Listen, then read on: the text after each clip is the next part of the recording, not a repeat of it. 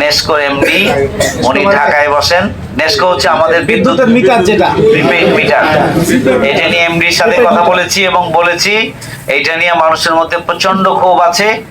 এতদিন যা হয়েছে হয়েছে, দ্রুত আপনি একটা সেটিং এর আয়োজন করেন এবং সেখানে এই বিষয়গুলো আলোচনা করে এই মিটারের সমস্যার সমাধান করতে হবে। ওনাকে ফোনে এটা বলেছি, উনি শীঘ্রই একটা টাইম বের করবেন। উনি সফরে আছেন সিরাজগঞ্জে, টাইম বের করলে ঢাকায় হোক রাজশাহীতে হোক আমার সাথে সিটিং হবে ইনশাল্লাহ। এটা একটা। আর টোল নিয়ে জনগণের কথা ছিল, আমি ভোটের সময় টোল নিয়ে বেশি কথা বলি নাই, কারণ টোলের পজিশনটা কি এটা আমাকে জানতে হবে। আমি ডিসি এবং টোল সাথে রিলেটেড, এটা ব্রিজ কত বছর হলো, কত বছরের জন্য টোল নেওয়ার কথা, পরবর্তী কেন আমরা অতিরিক্ত নিচ্ছি এবং এটা বন্ধ করার উপায় কি, যারা নিয়েছে তাদের মেয়াদটা শেষ হওয়া পর্যন্ত লাগবে না, দেওয়ার পরে আর নতুন হবে না, না এটা আরো তাদেরকে করতে হবে, তাদের পলিসি কি আছে, এই সবটা জেনে এখন তো এর আগে আমি দৃষ্টি আকর্ষণ করেছি, এর আগে আমি ডিসির সাথে কথা বলেছি, একটা টিম গিয়ে ডিসির সাথে সাথে মানে এইসব বিষয় নিয়ে আলোচনা করেছেন।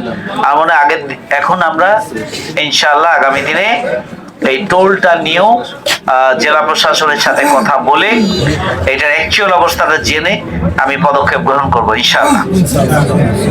ঠিক আছে, তো সবাই ভালো থাকবেন, আমার জন্য, আমাদের জন্য, জামাত ইসলামের জন্য দোয়া করবেন। আর আপনাদের সবার জন্য মন ভরে, প্রাণ ভরে আমার দোয়া থাকলো, ভালোবাসা, সম্মান এবং শ্রদ্ধা সবটুকু আপনাদের জন্য। আজকের এই অর্জনের পিছনে চাঁপাইনবাবগঞ্জের মানুষের অবদানই হচ্ছে সবচেয়ে বেশি।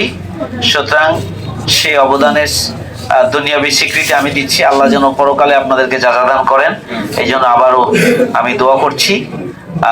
ইনশাআল্লাহ আগেও বলেছি যে আমি দৌড়ঝাঁপের মধ্যে থাকবো, এই দৌড়ঝাঁপটাকে আপনাদের স্বাভাবিকভাবে নিতে হবে, নাকি বলেন? যে স্বাভাবিকভাবে নিতে হবে।